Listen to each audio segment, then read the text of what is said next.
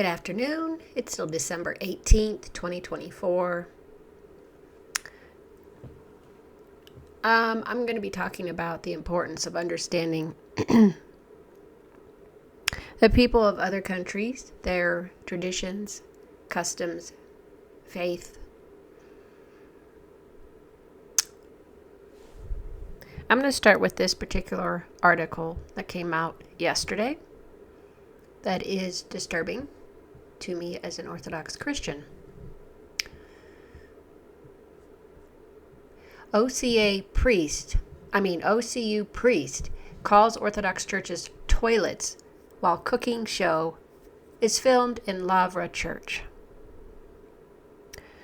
Okay, first off, the Lavra caves are a holy site in the Kiev region, in Kiev, I believe it is, in the Ukraine. And we have a monastery there, lots of churches, beautiful churches. And the reason why priest is in quotes is because of this. Representatives of the schismatic Orthodox Church of Ukraine and the Ukrainian state continue to show disdain for the holy churches of the canonical Ukrainian Orthodox Church. There have been several scandals concerning the desecration of churches of the Holy Dormition, Kiev Caves Lavra, ever since the state evicted the Orthodox Church from the Upper Lavra, including the monastery's main cathedrals at the end of 2022. The Lavra became a state-owned cultural object under the godless authorities of the Soviet Union, and the Ukrainian government continues this practice. Dozens, if not hundreds, of churches across the country have also become scenes of violence as OCU representatives have physically seized churches, that's the schismatics, often attacking Orthodox Christians, including clergy and hierarchs. Criminologists even believe that schismatic nationalistic raiders attempted to murder His Eminence Metropolitan Theodosi of Cherkasy in the seizures of the Archangel Michael Cathedral in October. That's the video I shared a while back, like a week ago or so, in one of my videos. More recently, a video that began circulating over the weekend shows an OCA priest in a word to his congregation blaspheming against holy houses of God. So the UOC, the canonical churches are only meant to be this is a quote from this person. UOC churches are only meant to be public toilets since they're enemies of our state, the schismatic cleric declares. It's blasphemous, it's demonic, and obviously it's completely and utterly wrong. The Kiev Caves Lavra's Holy Dormition Cathedral has been desecrated by the services of the schismatic OCU, and the refectory church of Saints Anthony and Theodosius has been abused a number of times. In January 2023, just weeks after the UOC was expelled from the Upper Lavra, a concert was held featuring songs about killing Russians and destroying Moscow, which Jesus blesses, according to the group Troria Kozakska. Lord have mercy, this is horrible. I have not read this till now, so I'm just reading it along with you all. The church has also been used to host arts and craft shows, and in early December, an ecumenical military prayer breakfast was held with representatives of various Christian, Muslim, and Jewish groups. On Friday, December 13, the Ukrainian channel 1+1 aired a cooking show that was taped in the refectory church building on November 29th, featuring chef and restaurateur Evgeny Klopotenko, reports the Union of Orthodox Journalists. The show caused outrage in Ukrainian society among representatives of various religions. In the refectory church of the Kiev Caves Lavra, there's everything except worship now, the Revny Diocese of the Canonical UOC wrote on Facebook. A church is a place consecrated for prayer, repentance, and spiritual growth, not a space for gastronomic experiments or entertainment events, the diocese continued. The local Roman Catholic bishop condemned the program as a manifestation of the Hydra of communism, reviving its tentacles today, and called on the state to investigate the matter.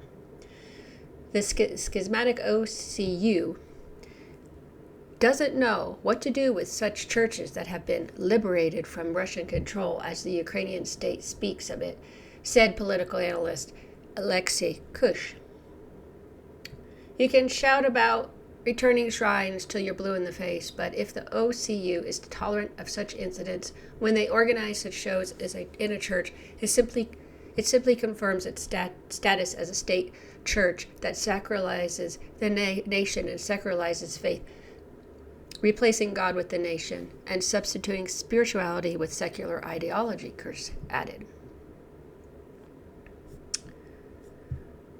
Given the scandal created by the cooking show, Chef Klopenko offered his sincere apologies while also accusing the canonical UOC of separating the people from God and Russian propagandists of creating a fake scandal.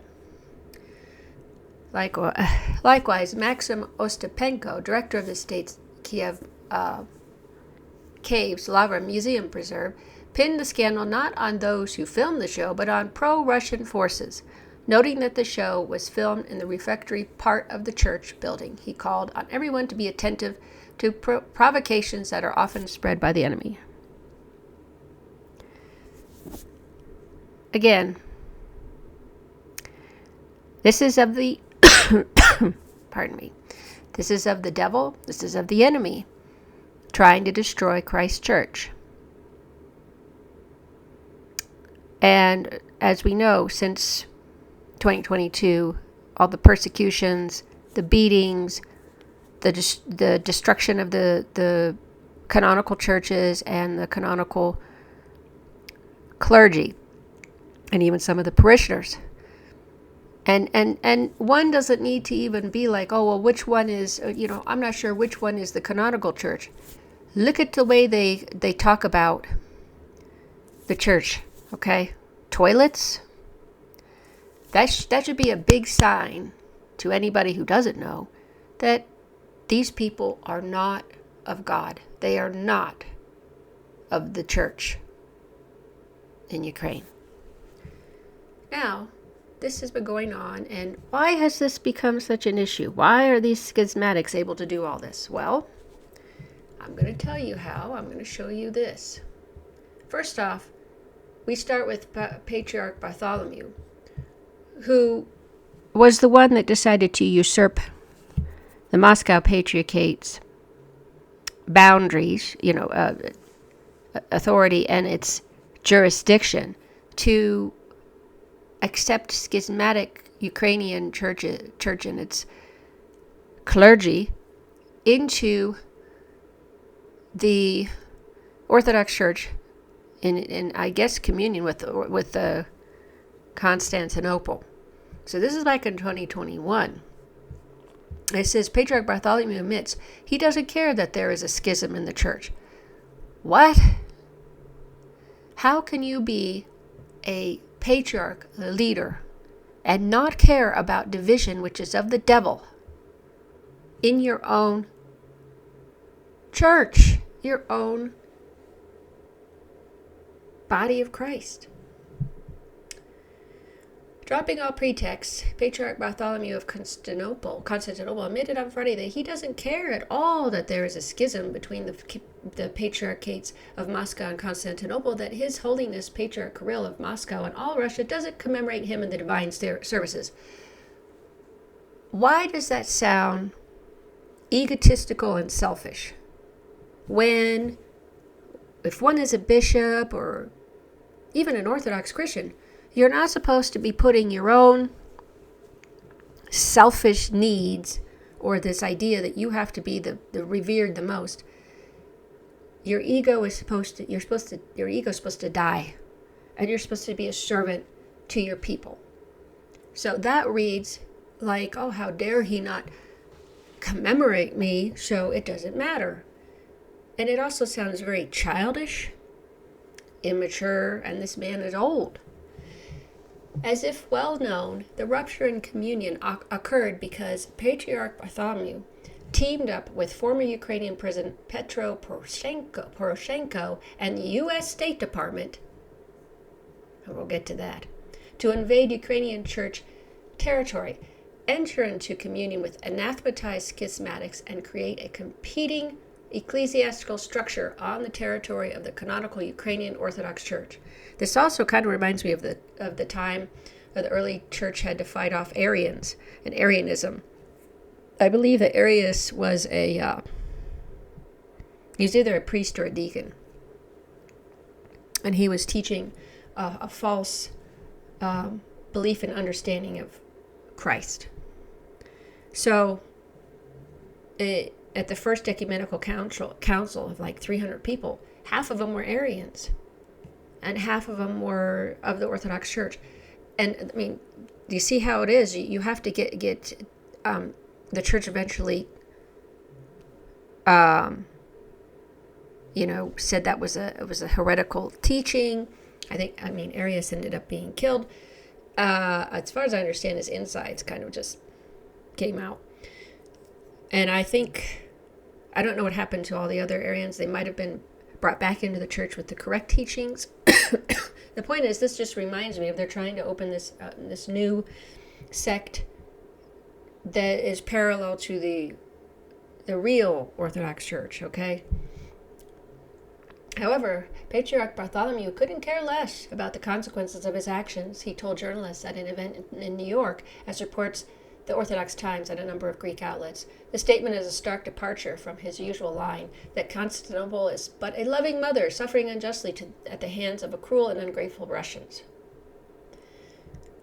Patriarch Bartholomew often points out that he continues to commemorate Patriarch Kirill, even though Patriarch Kirill doesn't commemorate him. The Patriarch's latest statement is especially concerning in this light, coming from someone who presents himself as the guarantor and focal point of church unity. That's right, he's the ecumenical patriarch. Addressing Constantinople's self-understanding and the granting of the so-called autocephaly to the schismatic Orthodox Church of Ukraine, the patriarch said, "Why should we not have done the same with Ukraine, just as we granted autocephaly to Russia, Serbia, Bulgaria, Greece, Poland, Romania, and Albania? It is the exclusive privilege of the ecumenical patriarchate to grant autocephaly." I'm going to stop right here and explain to you that we have patriarchs all over the world, and each of them is a bishop representing that particular country. So we have sees in Antioch, we have a see in, which is the patriarch. We have a see in Antioch. We have a see in Constantinople. We have a see in Russia. We have a see in Romania, I think. All the Orthodox countries have a bishop that heads their country, okay? So this is why this is very odd. All of the aforementioned churches received autocephaly from the ecumenical patriarchate, which empties itself because it grants territories under its jurisdiction to become autocephalous independent churches. Yet, the Moscow patriarchate is not his jurisdiction. None of the other sees jurisdictions does he have any say or power over.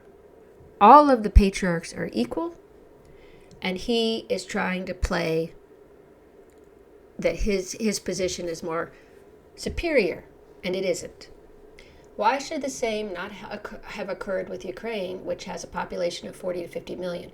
Our Ukrainian brethren wanted not only now, but much earlier, though, now more intensely, to have their own church and not to be under Moscow's jurisdiction, not to be oppressed by Moscow. Okay, so there's bad blood going on between Patriarch Kirill and Patriarch Bartholomew. And that's not how these two should be acting, okay? They need to humble themselves and work out their differences, keep their own jurisdictions, and show respect and serve each other and their people that are in their area of authority.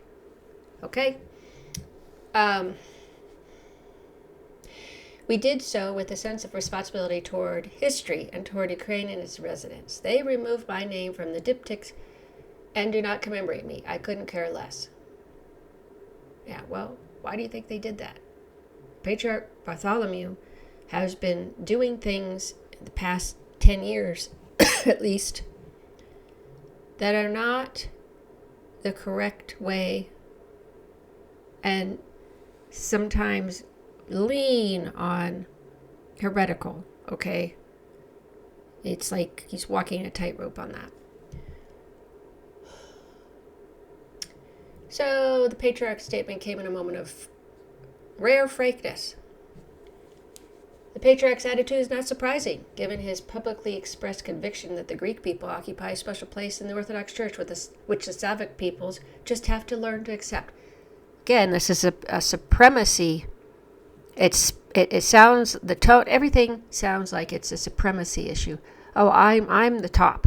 That's not how servants of God are supposed to behave.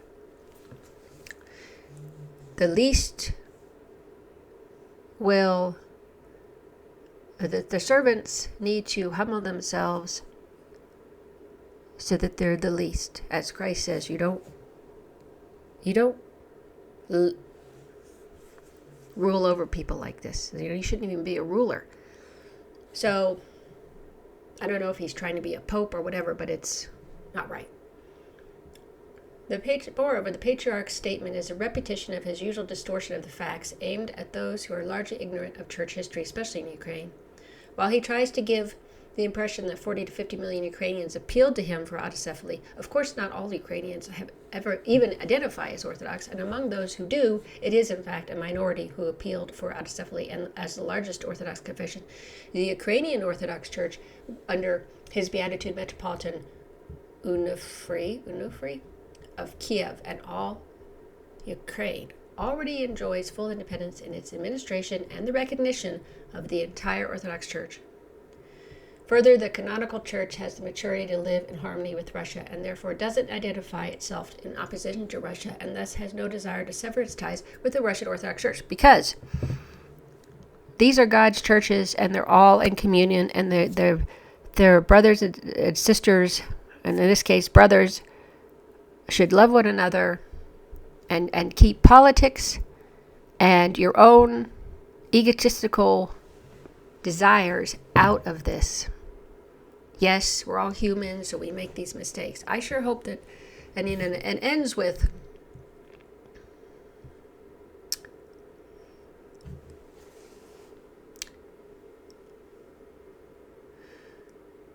okay, quote, and no matter how Patriarch Bartholomew tries to show his attitude to the greater half of the Orthodox world, we see only one thing, a suffering and lost man who, by his words and actions, is moving further and further away from Christ. Bishop Victor summed up. I agree, and I hope that he does repent, does his confession, and comes back to where he should be in his position. Lastly, this whole thing, because of Patriarch, with the State Department visiting and everything, this is what led to, remember, Secretary of State Pompeo to meet with religious leaders in Ukraine. And what does he do? He this was back in 2019. Included in his Pompeo's itinerary is a visit to the schismatic St. Michael's Golden Domed Monastery, where Epiphany Domenko serves, and meetings with Ukrainian religious leaders, according to a press statement by the Department of State. So he says that he met with President Zelensky on January 3rd. And the foreign and defense ministers, quote, to reaffirm U.S. support for Ukraine's sovereignty and territorial integrity. The man is totally ignorant on what's going on and how the Orthodox churches work, their hierarchy, their system, their collegial system. They're collegial. They're very collegial, and almost. And so he doesn't know what he's doing. Okay, so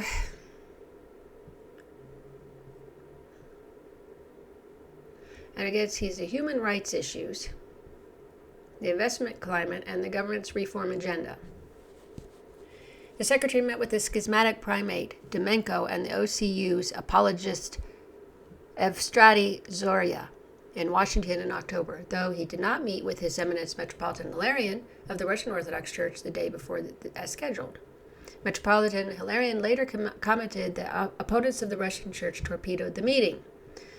The State Department openly supports the schismatic structure in Ukraine, although its adherents actively persecute the hierarchs, clergy, and faithful of the canonical Ukrainian Church under his Beatitude Metropolitan Onufry of Kiev and all Ukraine. Secretary Pompeo called the Metropolitan just days after the Unification Council last December to assure him of the U.S.'s support for his church. The State Department also issued a message on the momentous occasion of the OCU receiving a Thomas of Autocephaly from Constantinople. There we go, Constantinople with Bartholomew. In January, and Pompeo and the department have issued several other statements of support.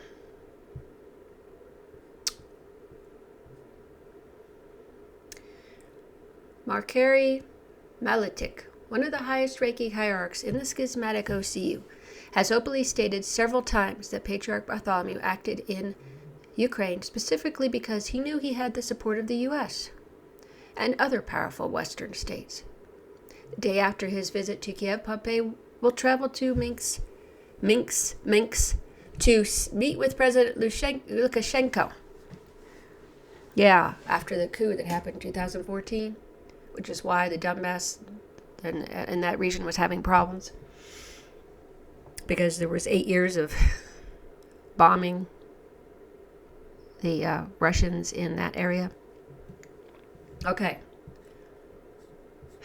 I'm sharing all this to say American officials who are working with world diplomats and officials, and other countries who have different cultures and customs and traditions and certain beliefs and faiths. They need to learn about their customs, their faiths, their beliefs, and they need to find it through reputable people. So, from those countries. So they need to learn that from those reputable people, officials, diplomats. Learn directly through them, face to face or whatever, in talks, on the phone, whatever they need to do to learn about this. Or they need to read from their works, actual official works from these countries, the people there who live it every day, and they should get books on that, primary sources, through those books, directly from those sources, to learn about these people's customs and faiths and traditions. I mean, government officials are ignorant, and that's not acceptable. It's caused so much damage here. As you can see, it's caused so much damage. I mean, sincerity should also be a prerequisite. These people, these American officials, diplomats, political officials need to be sincere in what they're trying to learn about other countries' customs and traditions and faiths. It's just common respect, common courtesy, and common humanity, okay? And so Pompeo has a belief in dispensationalism, which is a false doctrine. And I don't think he was even thinking about that. He just figured, oh, this has to do with the political issue of religious freedom. And he steps in it without any idea of how the Ukrainian church and how it works, why they're upset over these schismatics. He doesn't care really to know, apparently. That's what I'm saying. There needs to be sincere interest to work with people around the world. You can't be ignorant, blind on issues like this. This causes divisions, like this one here, and supporting this division. It causes wars, battles, such as the Russian-Ukraine war. All of this is caused by the Patriarch Bartholomew stepping over the line into the jurisdiction of another patriarch and making his own decisions, and then the State Department right along to try to help these schismatics. This is a problem. So, what I'm saying is, you get it. They should be aware of other countries. I don't care what country it is. We're ignorant about the Middle East as well. We don't care about how other people live. We don't care that other people are dying. Our officials in government don't care that 600,000 Ukrainian men have died in this war. They don't care. All they care about is their goals, which are not something that are beneficial to the American people, such as we have to have we want the Ukrainian resources. They want Russia's too, but that's not going to happen. And all this, it's all about greed. It's about power. It's about supremacy, egotism, which is not of God. Humbleness, working with others, respecting other people's positions, respecting that people in the Middle East have their own traditions, their own customs, their own beliefs, trying to understand those, working with them in a friendly manner to have great partners in the area. As maybe you want to do trade or whatever, do it in a respectful manner. Anyway, I've been going on a long time, but I needed to share this because it was very important. I hope you got something out of this to learn where this came from, these roots of all these problems, which we now have, as of yesterday, this issue. Okay, so this is where this came from, and I wanted you all to know. If you like my content, please follow my channel. And if you like the videos, you can give it a like as well. And I hope you're having a great Saturday. Until next time, take care.